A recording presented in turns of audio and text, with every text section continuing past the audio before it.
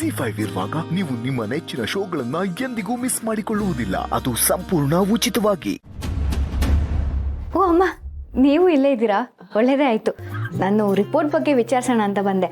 ರೀ, scanning report ಬಂತಾ? S, ನಿನಗೆ ತುಂಬ ಖುಷಿ ಕೊಡೋ ಸುದ್ದಿ ಇದೆ. ನಿನ್ನ ಗರ್ಭಕೋಶದಲ್ಲಿ ಏನೂ ಸಮಸ್ಯೆ ಇಲ್ಲ, ಆದಷ್ಟು ಬೇಗ ಮಗು ಆಗತ್ತೆ, ಟೆನ್ಷನ್ ಮಾಡ್ಕೋಬೇಡಿ ಅಂದರು. ಹೌದಾ? ನನ್ನ ಹೊಟ್ಟೆಲಿ ಮತ್ತೆ ಪಾಪು ಬರುತ್ತಾ? ನೀನು ತುಂಬ ಹೆಲ್ತಿಯಾಗಿದೆಯಾ, ಆದಷ್ಟು ಬೇಗ ಒಳ್ಳೆ ಸುದ್ದಿ ಕೊಡ್ತಾರೆ ಅಂದರು. ಹೌದಾ? ನನಗೆ ಎಷ್ಟು ಖುಷಿ ಆಗ್ತಿದೆ ಗೊತ್ತಾ ಅಮ್ಮ. ನೀವು ಕೊಟ್ಟಿದ್ದ ಔಷಧಿಯಿಂದನೇ ಎಲ್ಲ ಸರಿ ಹೋಗಿತ್ತು. ನನಗಿನ್ ಯಾವ ಚಿಂತೆನೂ ಇಲ್ಲ.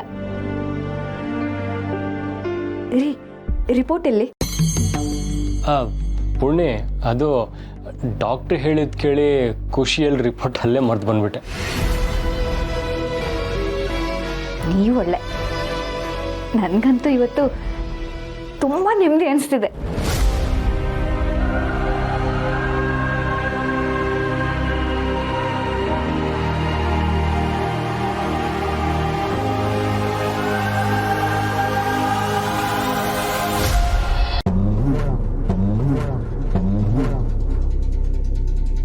ಇವ್ರಿಗೆ ನಿಜವಾಗ್ಲೂ ಎಲ್ಲ ನೆನಪಾಗ್ತಿದ್ಯಾ? ಅವತ್ತಿನ ದಿನ ಆಗಿದ್ದು ಅಷ್ಟು ಕರೆಕ್ಟಾಗಿ ಹೇಳಿಬಿಟ್ರು, ತಕ್ಷಣ ಹಾಗೆ ಮರ್ತುಬಿಟ್ರು. ಅಕಸ್ಮಾತ್ ಅದನ್ನು ಮರೀದೇ ಇದ್ದಿದ್ರೆ ನನ್ನ ಗತಿ ಏನಾಗಿರ್ತಿತ್ತು? ಯಾವುದೇ ಕಾರಣಕ್ಕೂ ಅವ್ರಿಗೆ ಯಾವುದೂ ನೆನಪಾಗಬಾರ್ದು. ಅವರನ್ನು ಡೈವರ್ಟ್ ಮಾಡಬೇಕು. ಅವ್ರಿಗೆ ಜಾಸ್ತಿ ಮಾತಾಡೋಕ್ಕೆ ಬಿಡಬಾರ್ದು ನಾನು. ರೀ, ಈ ಸತಿ ನಿಧಿಗೆ ಮಾರ್ಕ್ಸ್ ಕಡಿಮೆ ಬಂದಿದೆ. ಅವಳ ಕಡೆ ಸ್ವಲ್ಪ ಗಮನ ಕೊಡಬೇಕು. ಮದುವೆ ಮಾಡ್ಬಿಡೋಣ. ಅವಳು ಕಾಂಪಿಟೇಟಿವ್ ಎಕ್ಸಾಮ್ ಬರಿಬೇಕು ಅಂತ ಕನ್ಸ್ಕೊಂಡಿದ್ದು ನೀವೇ ಅಲ್ವಾ? ಇವಾಗ ಮದುವೆ ಅಂತಿದ್ದೀರಾ? ಮದುವೆ ಆದರೆ ಎಕ್ಸಾಮ್ ತಗೊಳಕ್ಕಾಗಲ್ವಾ? ಅವಳಿಗೆ ಈಗಲೇ ಮದುವೆ ಎಲ್ಲ ಇಷ್ಟ ಇಲ್ಲ. ನೀನು ಅವಳನ್ನು ಕೇಳಿದ್ಯಾ? ಅವಳ ಬಗ್ಗೆ ನನಗೆ ಗೊತ್ತು. ಒಂದು ನಿಮಿಷ ಇರು. ನಿಧಿ, ನಿಧಿಮಾ.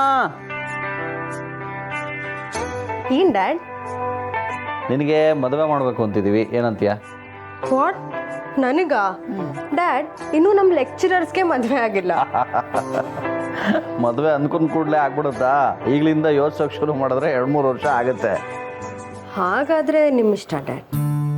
ಸೊ ನಿನಗೆ ಎಂಥ ಹುಡುಗ ಬೇಕು? ನನಗೆ ಸೇಮ್ ಇದೇ ಥರ ಫ್ಯಾಮಿಲಿ ಬೇಕು. ಮನೆ ತುಂಬ ಚೆನ್ನಾಗಿರ್ಬೇಕು. ಬೇರೆ ಏನೂ ಗೊತ್ತಿಲ್ಲ ಡ್ಯಾಡ್. ನಾ ಇದ್ರ ಬಗ್ಗೆ ಯೋಚನೆ ಮಾಡಿಲ್ಲ. ಸರಿ, ಪರವಾಗಿಲ್ಲ. ಇನ್ನೊಂದು ದಿನ ಯಾವಾಗಲಾದರೂ ಯೋಚನೆ ಮಾಡು. ನೋಡಿದ್ಯಾ ನನ್ನ ಮಗಳು ಎಷ್ಟು ಗ್ರೇಟ್ ಅಂತ? ಈಗಿನ ಕಾಲದಲ್ಲೂ ತುಂಬಿದ ಕುಟುಂಬ ಬೇಕು ಅಂತಾಳೆ. ಗ್ರೇಟ್ ಅಲ್ವಾ? ಅವಳು ನನ್ನ ಮಗಳಲ್ವಾ? ನನ್ನ ಬುದ್ಧಿನೇ. ನಿನ್ನ ಬುದ್ಧಿ ಎಲ್ಲಿದೆ ಅವಳಿಗೆ? ಇಡೀ ಮನೆ ನಾನು ಒಬ್ಬಳೇ ಇರಬೇಕು ಅಂದವಳಲ್ವ ನೀನು?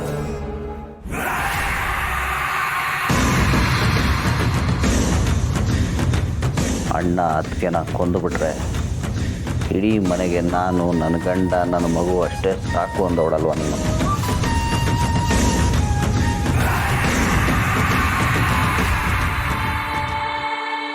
ರೀ, ಯಾಕ್ರಿ ಏನೇನೋ ಮಾತಾಡ್ತಿದ್ದೀರಾ? ಏನಾಯ್ತು ನಿಮಗೆ? ರೀ, ನಮ್ಮ ಮಗಳು ನಿಧಿ ಬಗ್ಗೆ ಮಾತಾಡ್ತಿದ್ವಿ, ನೀವು ನೋಡಿದ್ರೆ ಬೇರೆ ಏನೇನೋ ಮಾತಾಡ್ತಿದ್ದೀರಲ್ಲ. ಏನಂತ? ನಾನು ಏನಂದೆ ಶಬರಿ? ನಾನು ಮತ್ತೆ ಏನೋ ಅಂದೆ ಅನ್ಸುತ್ತೆ. ಏನೋ ನೆನಪಾಗ್ತಲ್ಲ. ಅದೇ ನಮ್ಮ ನಿಧಿ ಮದುವೆ. ಹಾಂ, ಹೌದೌದು. ನನ್ನ ಮಗಳಿಗೆ ಮದುವೆ ಮಾಡಬೇಕು. ಇವ್ರಿಗೆಲ್ಲ ನೆನಪಾಗ್ತಿದ್ಯಾ? ಆದರೂ ಬೇಕು ಅಂತ ನಾಟಕ ಮಾಡ್ತಿದ್ದಾರಾ? ಅಥವಾ ಹಳೆಯ ನೆನಪು ಬಂದು ಹೋಗ್ತಿದ್ಯಾ? ನನ್ನ ಮುಂದೆ ಮಾತಾಡಿದ್ದಕ್ಕೇನೋ ಸರಿ, ಅಕಸ್ಮಾತ್ ಎಲ್ಲರ ಮುಂದೆ ಆಡ್ಬಿಟ್ರೆ?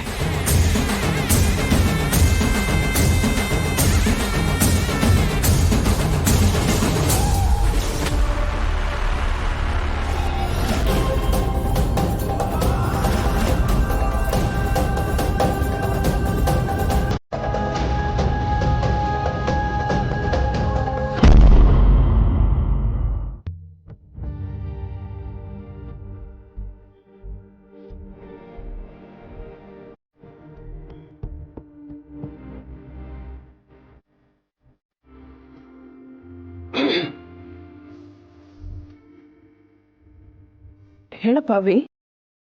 ಏನಿಲ್ಲ, ಅದು ರಿಪೋರ್ಟ್ ವಿಷಯ ಪೂರ್ಣಿಗೆ ಹೇಳಬೇಡಿ. ನೀನು ಆ ರಿಪೋರ್ಟನ್ನು ಮುಚ್ಚಿಟ್ಟಾಗಲೇ ಗೊತ್ತಾಯ್ತು ಅವಿ, ಅದನ್ನು ಯಾರಿಗೂ ಹೇಳಬಾರ್ದು ಅಂತ. ಆ ರಿಪೋರ್ಟಲ್ಲಿ ಏನಿದೆ? ಅದು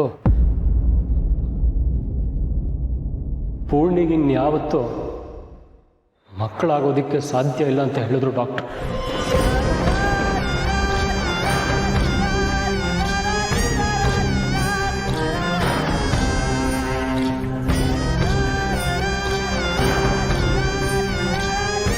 ಏನು ಹೇಳ್ತಾ ಇದೆಯಪ್ಪ? ಅದು ಹೇಗೆ ಸಾಧ್ಯ? ಹೌದು, ಅವಳ ಗರ್ಭಕೋಶ ವೀಕ್ ಆಗಿದೆ, ಮಕ್ಕಳಾಗೋ ಸಾಧ್ಯತೆ ಇಲ್ಲ. ಅಕಸ್ಮಾತ್ ಪ್ರೆಗ್ನೆಂಟ್ ಆದರೂ ಅದು ಅಬಾರ್ಷನ್ ಆಗತ್ತೆ ಅಂತ ಡಾಕ್ಟರ್ ಹೇಳಿದ್ದಾರೆ. ಅಯ್ಯೋ ದೇವ್ರೆ, ನಮ್ಮ ಪೂರ್ಣಿಗೆ ಯಾಕೆ ಹೀಗಾಗ್ತಾ ಇದೆ? ಪಾಪದ ಹುಡುಗಿ ಅದು. ನೀನು ಇನ್ನೊಬ್ರು ಡಾಕ್ಟರ್ ಹತ್ರ ತೋರಿಸ್ಬೇಕಿತ್ತು. ನನ್ನ ಫ್ರೆಂಡ್ ಡಾಕ್ಟ್ರಿಗೂ ಅದೇ ರಿಪೋರ್ಟ್ ಕಳಿಸ್ದೆ, ಅವರು ಅದೇ ಹೇಳಿದ್ರು.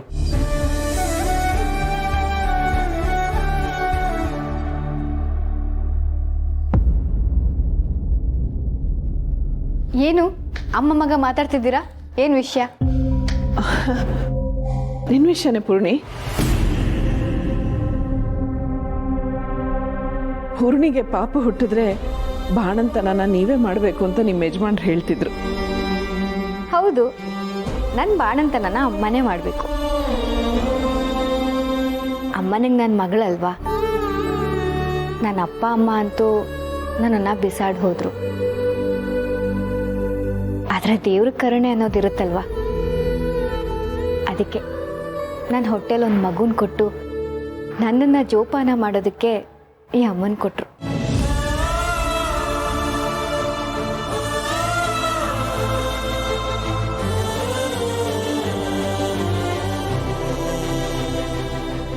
ನಾನೆಂಥ ಲಕ್ಕಿ ಅಲ್ವಾ.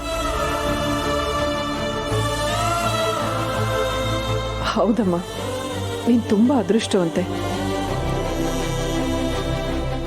ನೀನು ಕಳ್ಕೊಂಡಿದ್ದೆಲ್ಲ ಸಿಗಲಿ, ನೀನು ಅನ್ಕೊಂಡಿದ್ದೆಲ್ಲ ಆಗಲಿ.